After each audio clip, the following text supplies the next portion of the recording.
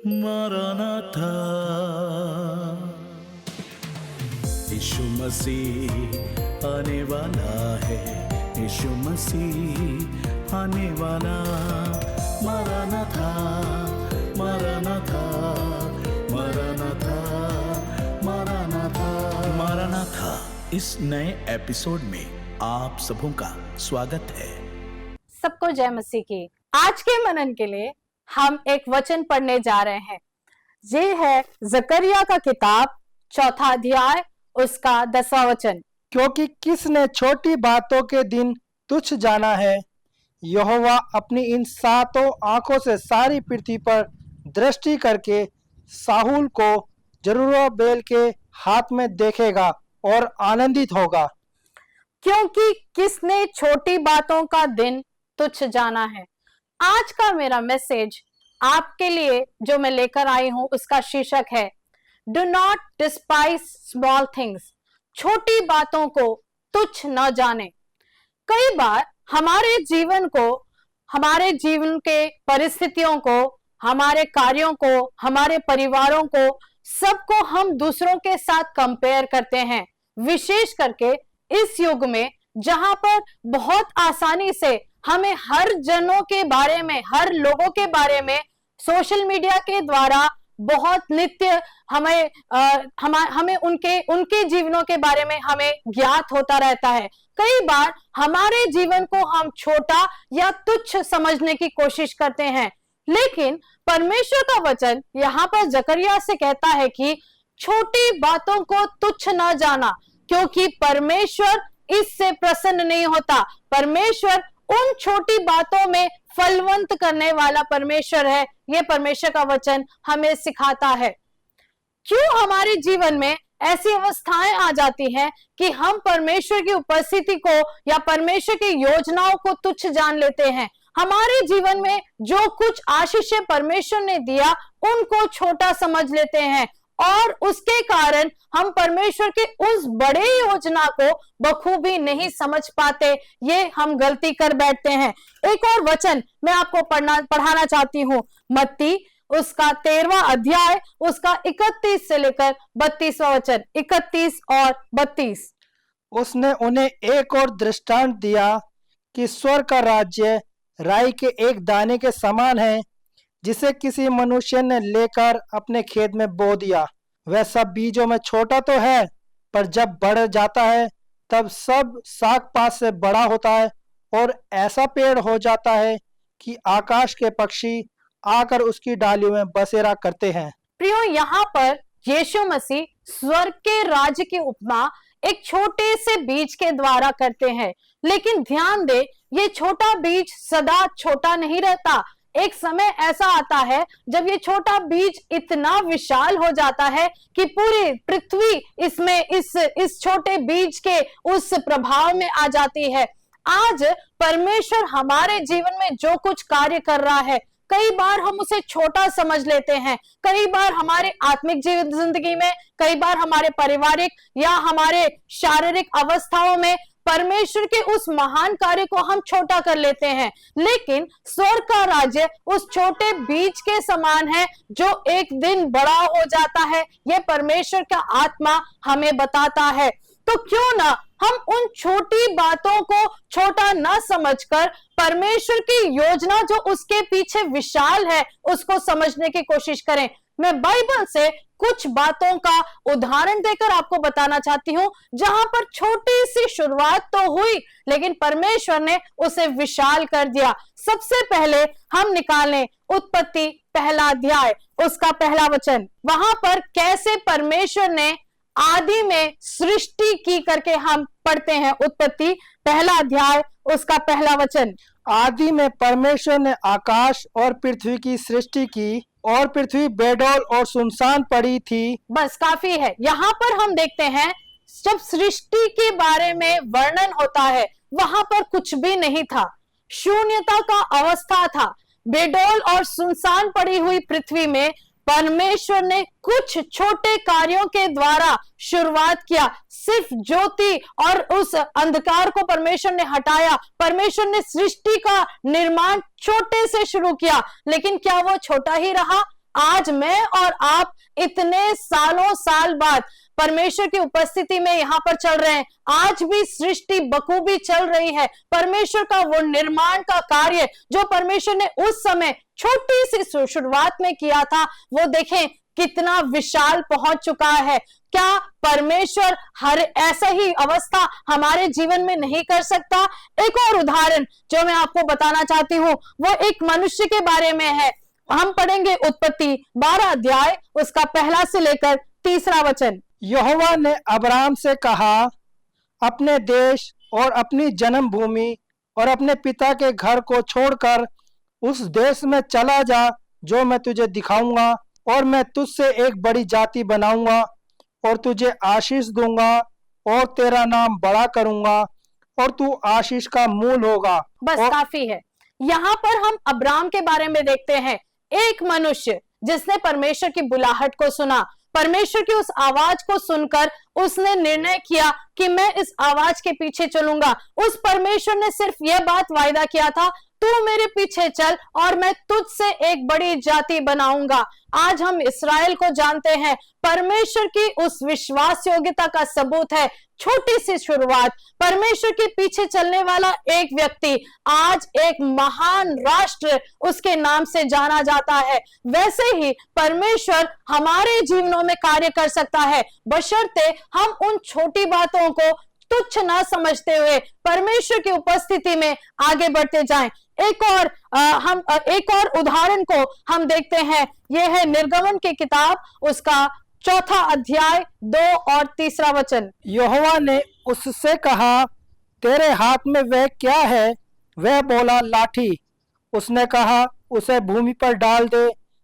जब उसने उसे भूमि पर डाला तब वह सर्प बन गई और मूसा उसके सामने से भागा। हम यहाँ पर मूसा की लाठी के बारे में पढ़ रहे हैं। मूसा की लाठी जो कि बहुत बड़ा परमेश्वर के हाथ का लाठी बन गया करके हम बाद में बाइबल में पढ़ते हैं। लाल समुद्र को 2 भाग करने वाला यह लाठी पहले एक मामूली एक लाठी है। शायद से मूसा को भी उसका अर्थ या उसका कितना बड़ा महत्व है वो नहीं पता, लेकिन परमेश्वर ने उससे कहा, तेरे हाथ में क्या है? उसके हाथ में जो था उसने परमेश्वर को वैसे ही बता दिया। परमेश्वर ने उस लाठी को अपनी लाठी बना ली और बड़े कार्यों को परमेश्वर वहां पर उसके जीवन में किया। हम वैसे ही एक छोटे से बालक के बारे में पढ़ते हैं। मैं इसको पढ़ाना नहीं चाहती, आप सब बखूबी जानते हैं। दाऊद राजा एक छोटा सा चरवाहा था। उसके जीवन में ऐसा एक राजा बनने योग्य कोई भी बात नहीं था, ना उसके कद, ना उसकी काठी, ना उसकी काबिलियत, लेकिन परमेश्वर की उपस्थिति में वो छोटा सा बालक विश्वास योग्यता के साथ चलता है तो परमेश्वर उसको अपने लिए इस्तेमाल करता है। इतना कि 1 शामुएल का किताब 17वां अध्याय में हम पढ़ते हैं, उससे कई गुना विशाल गोलियत को उसने एक पत्थर के द्वारा हरा दिया। कैसे? छोटी सी शुरुआत, परमेश्वर की उपस्थिति में चलकर, परमेश्वर के हाथ में अपने छोटे काबिलियतों को देने से परमेश्वर हमें बड़ी बड़ी विजयों को परमेश्वर हमारे जीवन में देता है। एक और बात मैं आपको पढ़ाना चाहती हूँ, यह है यूहन्ना उसका 6वां अध्याय उसका 9 से लेकर 11वां वचन तक। यहाँ एक लड़का है जिसके पास जो कि 5 रोटी और 2 मछलियां हैं, परंतु इतने लोगों के लिए वे क्या हैं? यीशु ने कहा कि लोगों को बैठा दो। उस जगह बहुत घास थी। तब वह लोग जो गिनती में लगभग 5000 के थे बैठ गए। तब यीशु ने रोटियां ली और धन्यवाद करके बैठने वालों को बांट दी और वैसी मछलियों में से जितनी वे चाहते थे बांट दिया। बस काफी है। यहाँ पर यीशु मसीह का बहुत मुख्य एक हम चमत्कार के बारे में पढ़ते हैं। 5000 को यीशु मसीह ने 5000 से ज्यादा की भीड़ को यीशु मसीह ने 5 रोटी और 2 मछली के द्वारा तृप्त किया। लेकिन आपको जहां पर ध्यान देना है वो है एक छोटा सा बालक, उसके पास 5 रोटी और 2 मछली। शायद उसे पता नहीं कि यह रोटी और ये मछली किसी ऐसे परमेश्वर के हाथ में जाने वाले हैं जो 5000 को खिलाने वाला है। लेकिन उस समय जब वो परमेश्वर की उपस्थिति में आ रहे हैं, यीशु मसीह की उपस्थिति में आ रहे हैं, वो तैयार हो गया उन रोटियों को बांटने के लिए, यीशु मसीह के हाथ में देने के लिए तैयार हो गया। इवन चेलों को ये विश्वास नहीं हुआ। वहां पर हमने पढ़ा ये तो बहुत थोड़े हैं, ये सबके लिए पूरे नहीं होंगे करके चेलों को वहां पर लग रहा है। लेकिन शुरुआत में अंत जानने वाला परमेश्वर यह जान रहा था कि 5 रोटी और 2 मछली मेरे हाथ में थोड़ा सा नहीं है। वैसे ही प्रियो, आज हमारे जीवन में कई सारी बातें होंगी जिसको हम बहुत ही, जिससे हम कम समझते हैं, जिसे हम छोटा समझते हैं, लेकिन क्या हम तैयार हैं उसे परमेश्वर के हाथ में देने के लिए? क्या हम यह विश्वास करते हैं कि हमारे छोटे से विश्वास या छोटे से कार्यों को परमेश्वर बड़ा करेगा? कई बार हम ये देखते हैं कि ये विश्वास नहीं होने के कारण हम एक असंतृप्ति के जिंदगी में जी रहे होते हैं। हम परमेश्वर की उपस्थिति में चल तो रहे होते हैं, लेकिन परमेश्वर हमारे जीवन में महान कार्यों को करेगा इसका विश्वास हमें नहीं होता। एक और भाग मैं आपको पढ़ाना चाहती हूँ, प्रेरितों उसका 2 अध्याय, उसका 1 वचन। जब वह पेंतिकुस्त का दिन आया तो वे सब एक जगह इकट्ठे थे और एकाएक आकाश से बड़ी आंधी की सी सनसनाहट का शब्द हुआ और उससे सारा घर जहां बैठे थे गूंज गया। काफी है। प्रेरितों 2 अध्याय शुरुआती कलीसिया के निर्माण के बारे में हमें गवाही देता है। थोड़े से लोग, करीबन माना जाता है कि 120 लोग परमेश्वर की बुलाहट को सुनकर वहां पर इकट्ठे हुए और परमेश्वर ने अपने महान कार्यों को किया। एकाएक वहां पर आंधी का आवाज, एकाएक परमेश्वर का उस अलौकिक कार्य को वहां पर देखा। पेंतिकोस्त का दिन शुरुआती कलीसिया का मूल दिन बन गया। प्रियो, कई बार हमारे जीवन में परमेश्वर कितने महान कार्यों को करेगा ये हम शुरुआत में नहीं भाप सकते, लेकिन परमेश्वर के वचन को क्या हम विश्वास करते हैं? परमेश्वर का वचन जो फिलिपियों 1 अध्याय में ये कहता है कि जिसने तुम पर अच्छा कार्य आरंभ किया है वो उसको पूर्णता के लिए लेकर जाएगा। क्या हम विश्वास करते हैं कि परमेश्वर जो हमारे जीवन में शुरू किया है वो परमेश्वर उसको पूर्णतः करेगा? हम इन वचनों से हम क्या सीख ले सकते हैं? कुछ 4 बातें मैं आपके सामने इसको बांटना चाहती हूं। पहला, परमेश्वर हमारे आकार को नहीं देखता, परमेश्वर हमारी विश्वास योग्यता को देखता है। कितने सारे हमने उदाहरण देखे, विशेष करके रोटी और मछली वाला उदाहरण। परमेश्वर ये नहीं देखा कि ये बालक कितना ज्यादा प्रभावी है, ये नहीं देखा कि कितना वो लेकर आया है।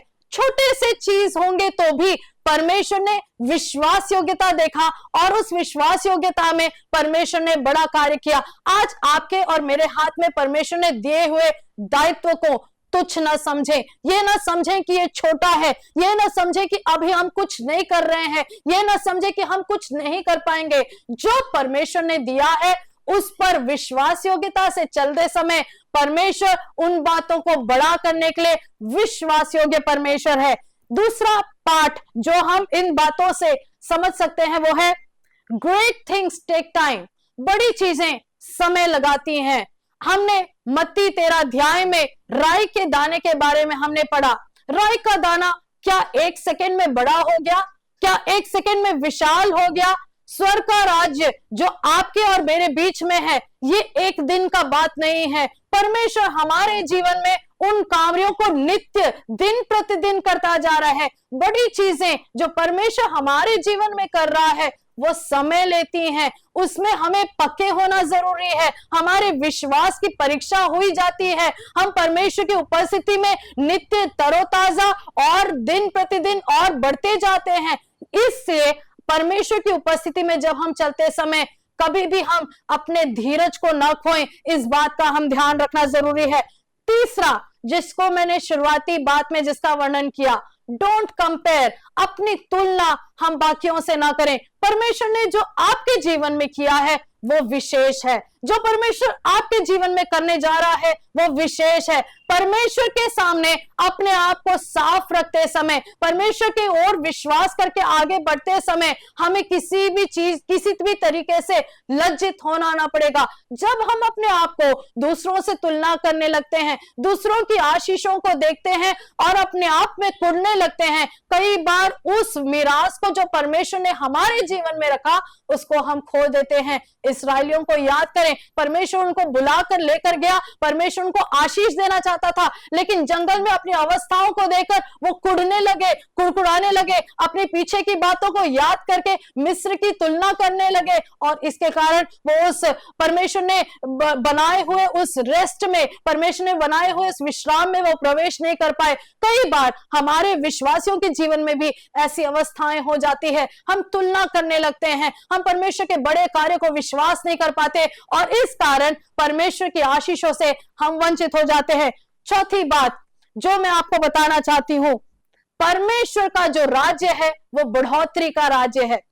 आज जो आपकी अवस्था है, आज जो मेरी अवस्था है, यह सदैव एक सी नहीं रहेगी, बशर्ते हम परमेश्वर के साथ विश्वास योग्यता से आगे बढ़ रहे हैं। अगर हम परमेश्वर के साथ विश्वास योग्यता से आगे बढ़ रहे हैं, हम दिन प्रतिदिन बढ़ोतरी की ओर जाएंगे, यह हमारा विश्वास होना चाहिए। परमेश्वर हमें नित्य नए काम करते रह रहा है करके विश्वास करना है।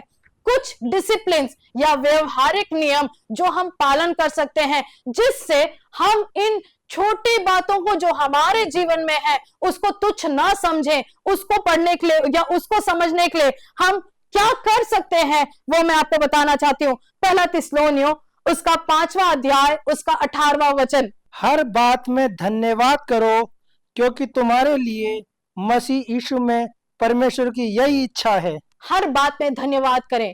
कई बार शैतान हमारे जीवन में अधन्यवादी दिल को लेकर आके हमारे उन अच्छे कामों को जो परमेश्वर ने हमारे जीवन में शुरू किया है उसको तुच्छ जानने के लिए हमें प्रेरित करता है।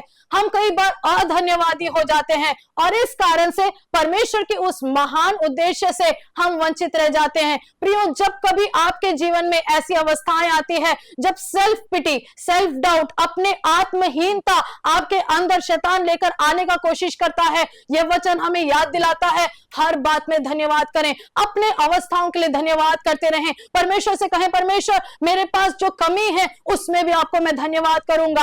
उस बात पे जब हम धन्यवाद करते समय परमेश्वर का वचन कहता है कि परमेश्वर की इच्छा हमारे लिए यही है कि हम धन्यवादी होकर आगे बढ़े। दूसरा वचन जो मैं आपको पढ़वाना चाहती हूं यह है लूका रचित सुसमाचार उसका 16वां अध्याय उसका 10वां वचन। जो थोड़े से थोड़े में सच्चा है वह बहुत में भी सच्चा है। यह परमेश्वर का एक नियम है।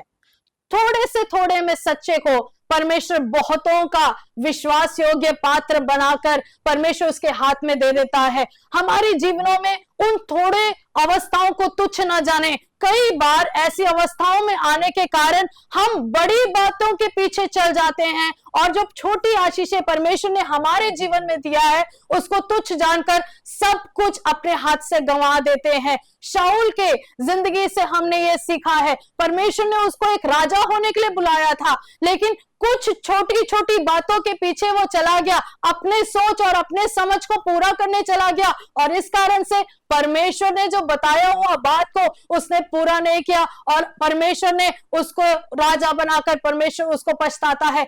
छोटी बातों पे विश्वास योग्य होने के लिए परमेश्वर हम एक एक को पुकारता है। एक और वचन पढ़ना चाहते हैं, दूसरा कुरिन्थियों उसका 5वां अध्याय उसका 7वां वचन। क्योंकि हम रूप को देखकर नहीं पर विश्वास से चलते हैं। प्रियो, मैं और आप जो जिंदगी जी रहे हैं ये मसीही जिंदगी देखने के लिए नहीं है या दिखावे के लिए नहीं है, शायद दिखता कुछ भी नहीं है, सब कुछ विश्वास में है। आपका और मेरा विश्वास ही हमें नित्य आगे बढ़ने को मजबूत करता है, हमें प्रेरणा प्रदान करता है। हो सकता है कि आज की आपकी अवस्था ऐसी है जब आपको कुछ नहीं दिख रहा, तब भी परमेश्वर का वचन हमें यह विश्वास दिलाता है कि दिन प्रतिदिन जब हम वचनों को मनन करते हैं, परमेश्वर की उपस्थिति में आगे बढ़ते हैं, परमेश्वर हमारे अंदर उस विश्वास को, आग को जो हमें परमेश्वर ने दिया है वो बढ़ाता जाता है और हम उस विश्वास को पूर्ति की ओर देखेंगे जो विश्वास हमने किया है। परमेश्वर का राज्य देखने में नहीं है, विश्वास के द्वारा है। एक और वचन जो मैं आपको पढ़ाना चाहती हूँ वो है फिलिपियों 1 अध्याय उसका 6वां वचन। और मुझे इस बात का भरोसा है कि जिसने तुम में अच्छा काम आरंभ किया है वही यीशु मसीह के दिन तक पूरा करेगा। जिस परमेश्वर ने हमारे जीवन में अच्छा काम आरंभ किया है उस परमेश्वर की ही जिम्मेदारी है कि उस कार्य को पूर्ति के लिए परमेश्वर पूरा करे, और ये परमेश्वर की जिम्मेदारी है। हमारी मेहनत से या हमारे कोई भी कार्य से हम अपने जीवन को सफल नहीं बना सकते प्रियो। ये परमेश्वर हमारे जीवन में नित्य कार्य करता है जिसके द्वारा हम सफल होते हैं। एक और बात जो हम कर सकते हैं वो है, परमेश्वर ने जो हमारे जीवन में छोटी गवाहियां दिया उसको परमेश्वर में हम आनंदित होएं, उसके कारण हम मगन होएं। एक वचन पढ़ाना चाहती हूँ, जकरिया 4 अध्याय उसका 10वां वचन। क्योंकि किसने छोटी बातों के दिन तुच्छ जाना है, यहोवा अपनी इन 7 आंखों से सारी पृथ्वी पर दृष्टि करके साहुल को जरुब्बाबेल के हाथ में देगा और आनंदित होगा। परमेश्वर आनंदित होगा, लेकिन मनुष्य वहां पर तुच्छ जान रहा है।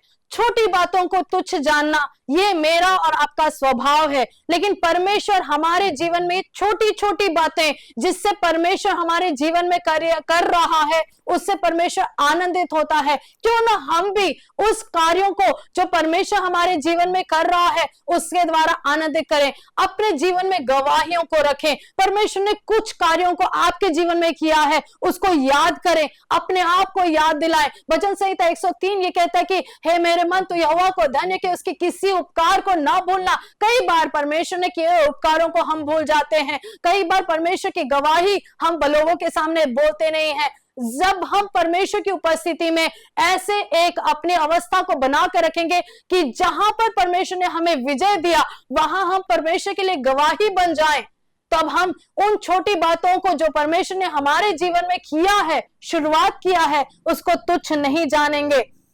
आखिरी वचन जो मैं आपको पढ़ाना चाहती हूँ, गलातियों की पत्री 6वां अध्याय उसका 9वां वचन।